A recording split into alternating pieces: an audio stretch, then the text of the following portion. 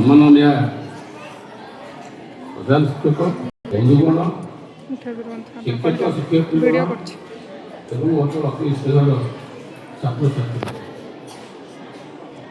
पिलाने एक वार्षिक क्रीड़ा प्रतियोगितार उपलक्षे आम भाग दे इंग्लिश खाली कहबी there are two ways to learn from the winners and from the losers. First is what not to do. अर्थ है आम समस्ते पुरस्कार स्वर्ण दीदी अच्छा एवं आम मैंने जानीचे दीदी अल्प दिन पर आज विद्यालय